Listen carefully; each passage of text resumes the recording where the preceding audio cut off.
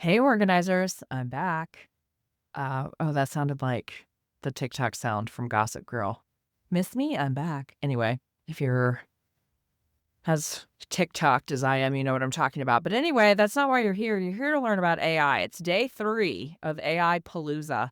And today I am excited because we are going into deep work and how you can use AI agents and do all sorts of other kind of next level things. I hope that the last 2 episodes have been good for you. I hope that you've been inspired. One of the things that I love is even as I was editing this, obviously I was there when we recorded it, but there are things that Kabri is talking about that I'm like, "Oh my gosh, that's a great idea. I need to do this." So I really hope that you have gotten some things out of this, and I'm excited to hear how you are using AI in your business. As with the last 2 days, if you go to proorganizerstudio.com/links, you'll be able to get the slides that we're talking about. You'll be able to get a video of us and lots of other things. So please just hit us up there and you can get all of the information. And then what I'm going to do is do a giant, I'm going to give you one great big, long one with all 3 parts put together if you want it all in one place. So you will have that too. So many things. It's like a gift, an electronic gift from me to you. All right. I hope that you love part 3. And great news, you do not have to open up your podcast app tomorrow and have me there. I will not be there tomorrow. So, want to give you a little break from me. All right, here we go. Let's talk about deep work. So, you taught me about this because I did not know this existed. And it's using an AI agent to do like really in depth work. So, talk me through it. Okay, I would definitely recommend going to the slides because there is some tutorial videos on kind of what that looks like at a quick glance. But essentially, AI agent is a mini virtual assistant. It's going to help you do things on the back end that are time consuming and maybe a little tedious. And so for us, that looks like maybe I'm trying to I think my example I used in the presentation is pulling a list of local influencers that we could use to pitch and partner with. You can use it for real estate agents. You can use it for anything that requires data entry, a lot of copy and paste, searching through websites. If I wanted to know every single organizer who has the Inspired Organizer badge on their website, I could ask my ChatGPT agent to actually scour websites for that and pull that information as far as, business name, email, website, whatever, and it would actually pull that information into a spreadsheet for me to then copy and paste, use however I wish. I originally heard about this AI agent from a podcast. There was a high level exec. He was traveling using Airbnb. He was taking his family for these specific dates, but they had like 3 large dogs. And he did not want to go through Airbnb's website to find every single available house that was big enough that also had a backyard. And so he asked his AI agent to go through, pull that information. Here were the dates. This is the location. We need so many beds, and I want a backyard. And its agent was actually able to go through individual Airbnb listings to see which ones had photos of large backyards. And then it spit out this report for him and basically said, okay, here's your 5 Airbnbs. Pick which one you'd like so that you can book. So it's super helpful if it's something that you're going through and looking for information. I cannot speak highly enough of it. I use it very often.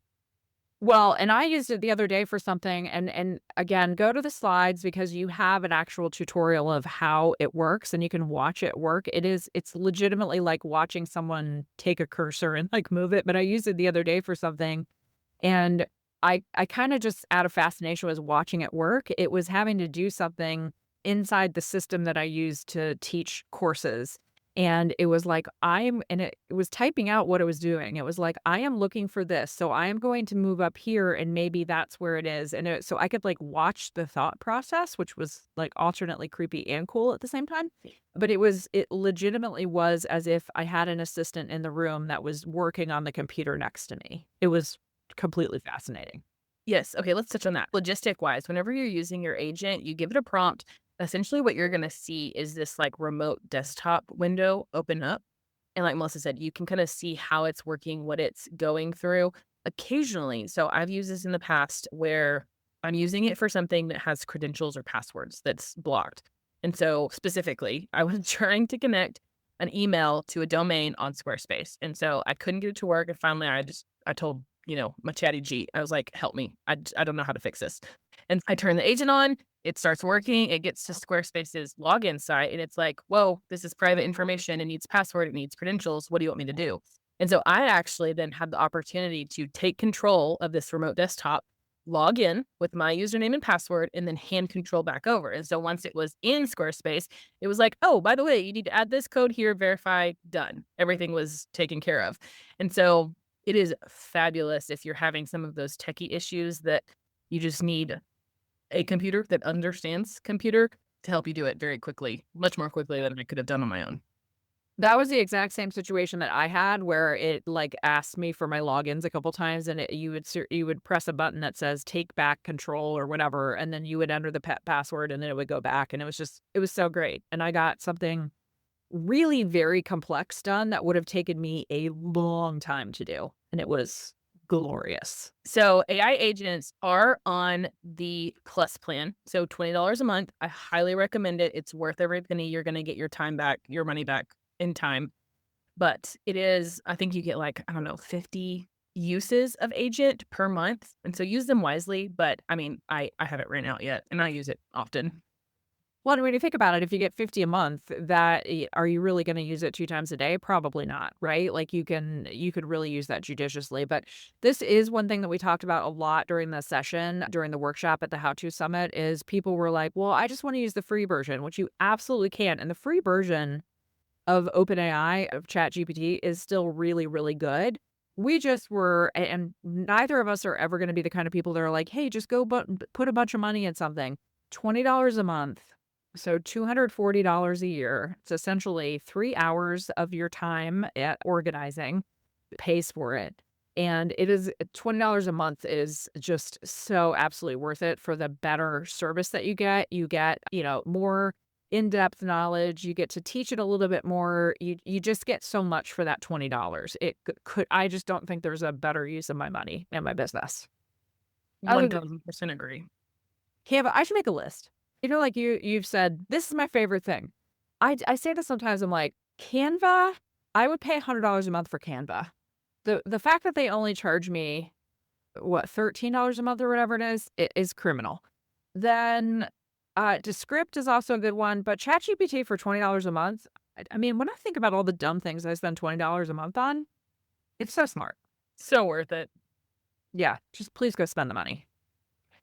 In the slides, obviously, this is an audio medium. It's going to be very hard for us to explain what we are showing on the screen right now. That's why we would love for you to go to Pro Order. I can't even say my own website. proorganizerstudio.com/links. We have a video example of this agent that you can see. And so Cabri goes through a prompt and then it shows it working in the background just to give you an idea of what that agent is. So we will embed these on that site so that you can see what that looks like. It was much better in person.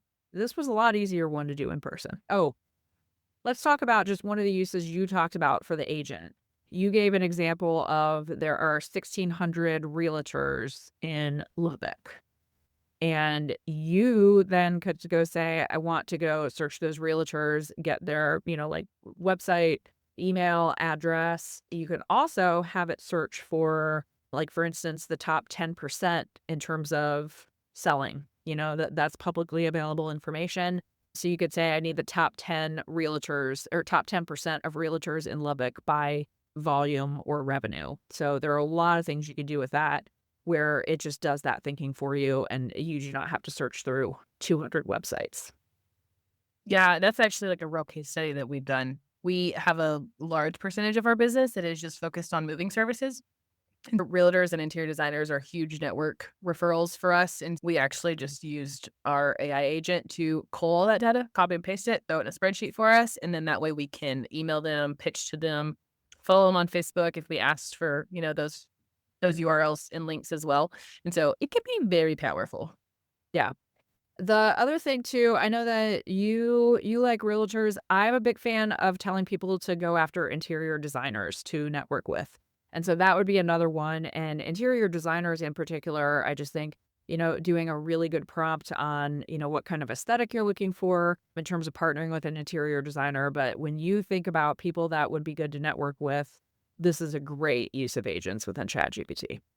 Okay, another cool thing that AI can do is you can create, so this is specifically talking about ChatGPT. I don't know if it's available for other AI platforms. I have heard other people talk about it in a way that makes me think that it exists. But essentially, what you're doing is creating a custom tool or a custom GPT through ChatGPT. And essentially this custom GPT is going to operate as a recipe or a formula that other people then can come in and use. And so I specifically have designed one for my weekly brain dumps. I have a lot of ideas, a lot of things. I have ADHD. It just swirls around in my brain like a hot mess. And so about once a week, go through, I want to do a brain dump.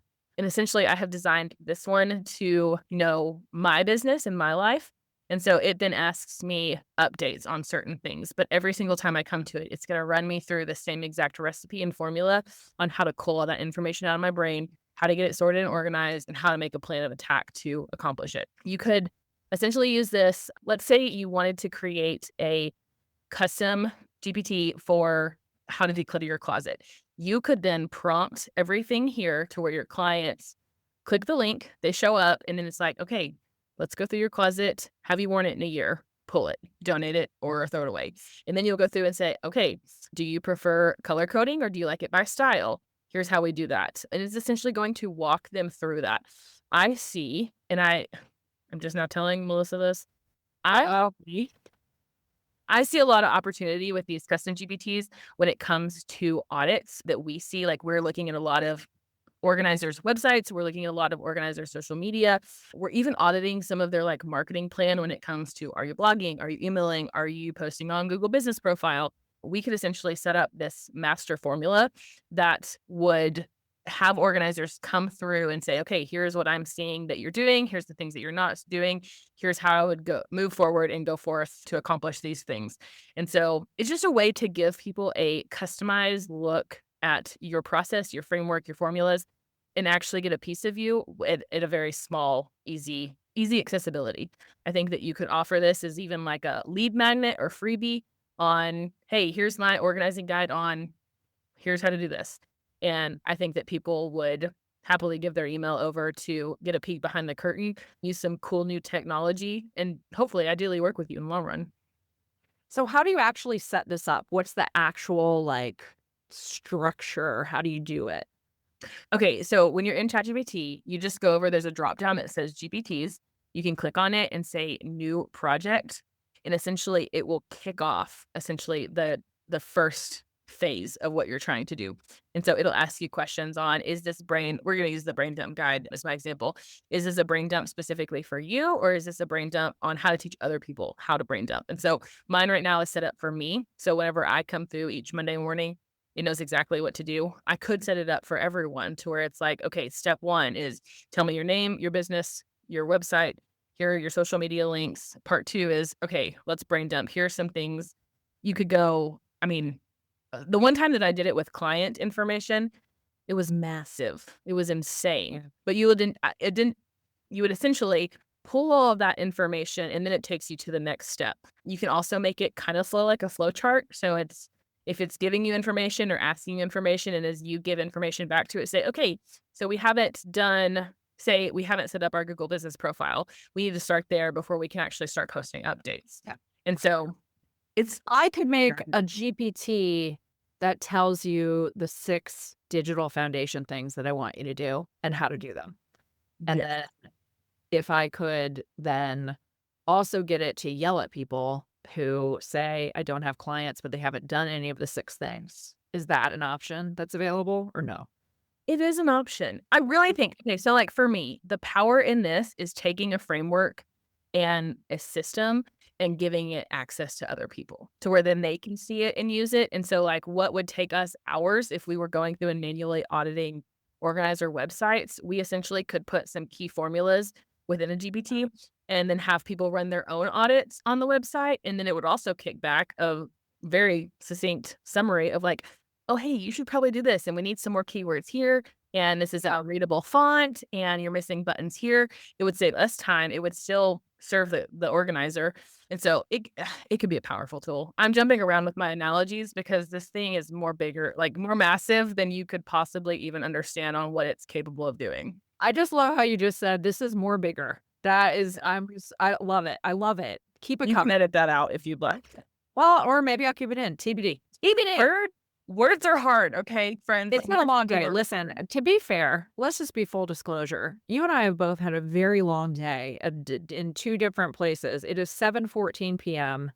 We both still have work in front of us, and the words are not coming to our brains as efficiently as they maybe can at other times. I'm just trying to remind everybody that no one's perfect.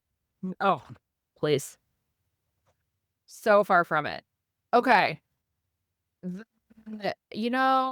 a little bit of an evangelist about SEO. It's so important, and it is the way that people in our business find clients.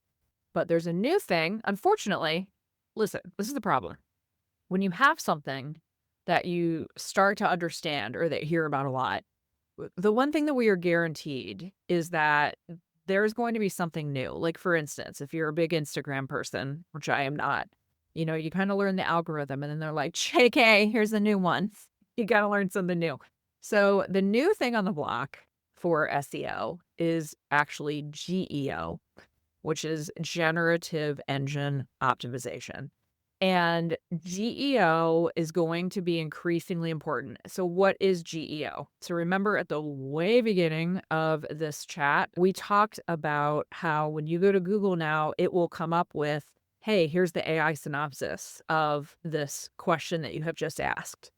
GEO is basically the thing that allows all of these AI bots to figure out what is happening and how they can make good suggestions. So, a lot of us now are starting to get people telling us that ChatGPT told them they should hire us as organizers. I've had it happen. Capri's had it happen. We asked in the session, a lot of people have started to have this happen where ChatGPT says, hire XYZ person. That is GEO. So the great news is if you've been around a while and you've been doing SEO work, you have a much higher chance of being ranked well on GEO, but there are some very specific parts of GEO, and that's for another podcast on another day. But I want you to at least start hearing that word and understanding it and knowing that that is a part of that you have to start doing on your website. So one example would be we're probably going to give you some guidance eventually on because blogging is so important. You might have to write one blog that's optimized for SEO and one blog that's optimized for GEO if you want to get really good at this. And there are some nuances to it. So we don't have time to teach it to you today, but we want you to be aware that this is out there. So when you start to see it, you're not like, wait, what is that now? So what have you seen so far? I mean, you're a big SEO person. What have you seen so far about GEO in your business, or have you? So, one of the cool things that I think is really encouraging when it comes to GEO is it almost levels the playing field in a way. If you're doing really good on the SEO front, you're automatically going to do really well on the GEO front, but you're essentially looking at different numbers, different metrics. And so SEO, you want to be targeting keywords, you want to be targeting geographic locations. It's also looking for newness, but not the same way that GEO is. And so we're seeing a lot more on the GEO side, just running tests. And I'm using different industries, I'm using different locations, but essentially somebody who is brand new to the industry but is updating their website often or updating their Google Business profile often, they are actually ranking higher on GEO versus SEO. And so it's kind of interesting how they correlate in different ways. You do have some of the people who are ranking high on both, and that's great. That's fabulous. But you also have some people who are doing cool things like I found one, it was actually an HVAC company in Oklahoma, and they do a lot on TikTok, and GEO registered all of their engagement through TikTok so that whenever I was asking these questions on, who's the best HVAC company in Oklahoma City, came up as the number one generated search that ChatGPT gave me just because of the engagement, number of likes, number of comments, all the good stuff that they're doing on TikTok. And so it's really encouraging for new organizers who maybe don't have that longer runway when it comes to a website, blogs, SEO, those things that help and take time to grow and build. It actually gives them a little bit of a foot in the playing field. So it's exciting. This is another plug though, where, I did a podcast a while ago about Pinterest and, Pinterest is not just for picking a good paint color. It is also a place that you can, while it may not generate specific business, it generates some of those backlinks, it generates some of that traffic, or it will generate authenticity for your business in a different way. And so that's another good example of, and by the way, I have simple ways that you can go post on Pinterest. You don't have to do a lot of work, but those are all examples of things that, the internet is giving us a lot of different ways that we can be found. And GEO, I think, is going to be a huge part of that. And it's an interesting like growth for our business. And that's a great point is you don't have to be a super established organizer. There are lots of different ways that you can get found. Can I add one more note? Please do, because I would just and not making a lot of sense. Well, okay, SEO ties heavily to specific websites. Occasionally, like you do see like individual pins or individual blogs that have ranking capabilities within them. GEO is looking at things from kind of a wider lens. So they're pulling overall engagement on social media. They're looking at who's recommended on Reddit. They're looking at different things on YouTube. They're almost pulling kind of like behind the scenes data that normal SEO or traditional SEO doesn't look for. And so again, it kind of ties into that like it's new, it's different. It may change over time, but that's kind of what it's looking like right this minute. It's still super encouraging for someone getting started. And regardless if you are a brand new organizer or a veteran organizer, this is one of those things that you're going to have to learn it and you're going to have to stay on top of it. For sure. Well, the other thing too is a really quick thing that you can do is go check and see, ask ChatGPT, hey, recommend a professional organizer in blah, blah, blah area and just see what comes up. You might be pleasantly surprised and you might go, oof, I got a little bit of work I need to do. Okay, we have covered a lot. I feel like I want to check in on everybody and make sure, how are our brains? Are we doing okay? I know that we just gave you a lot. But if nothing else, if you feel a little bit overwhelmed by the things that we have just told you, again, the biggest thing I want you to remember is you have a tool out there. You do not have to go to the college level of establishing your own GPT. You can just start at the beginning with a very, very simple prompt. Just go to openai.com. Openai.com? Yeah.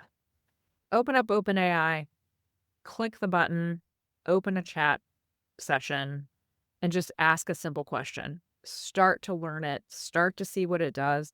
At the very least, just say, this is my business's website. This is my Instagram. This is a little bit about what I do. This is my ideal client. Start to ask those questions, start to use it, and I think your brain is going to be opened. And I think before too long, you're probably going to end up being better at this than you and I are. That would be my goal. I would love to straight like Mr. Miyagi that and someone comes and teaches me cool things.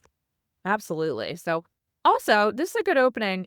Just like we did in our session, we're not the experts on this by any stretch. If you have a cool way that you are using ChatGPT in your organizing business, if you have something like really groundbreaking that we didn't talk about, please email me hello@proorganizerstudio.com. If you want to come on the podcast and tell us about the cool things you're doing, please pitch me. I would love to have that conversation with you. And let's get out and help all of our fellow organizers get better at our businesses. So I would love you to go to proorganizerstudio.com/links. We are going to have a ton of stuff there. You get my presentation from the How to Summit, my main stage. Then you're going to get this AI presentation and a bunch of other stuff. So I would absolutely love for you guys to go there. Is there anything that we have missed, Capri? I don't think so. I'm just really excited. We always get a lot of good feedback with We do. conversations and topics like this. And I'm curious to see how people are using AI, how they get started with it, if it's, a Yeah. little scary and unfamiliar to them. And definitely those experts out there that I know exist that are like, oh, hey, you should be using it for this. Like, tell us all the things. I was laughing because I think I already told this story, but I went out to dinner with Brandy and Ryan on the day that we did our workshops, and they were like, "Oh, how'd your workshop go?" And I'm like, "Oh, I think it went really well," and they're like, "Oh, did you get good feedback?" And I'm like, "Well, yeah, to our face." I was like, "I don't know what people said behind our backs, but everyone was really nice, and everybody felt." I mean, I left, each session going like everyone seemed energized and excited, and so I just think about like the inspired organizer people that were in the room and, like, the things they've done already with it. I just have this vision of, like, everybody that came to the How To Summit that was in our workshop, like, did they use it for cool stuff this week? I hope they did. Oh, I'm confident they did. That's a I go. did. I did. Well, listen, you guys, we really went on a journey there, didn't we? 3 days, 1,000 miles, a lot of AI talk. I really hope that this was helpful. Again, please go to proorganizerstudio.com/links for all the stuff. And then I will just put in, if you're still here with me, the tiniest plug. Our Inspired Organizer program is closing enrollment for the rest of 2025 and a little bit of 2026. Also, we're going to be making a ton of changes and I would love for you to get in. So it is closing on November 11th, which is a Tuesday, so 11/11, and I would love to have you in before that. So all of the details, if you want to know more information about what our Inspired Organizer program is, why it's wonderful, all those things, then please hit up proorganizerstudio.com/links. You guys, I really appreciate you. And I appreciate you being here listening, and I hope that you have a wonderful rest of your day.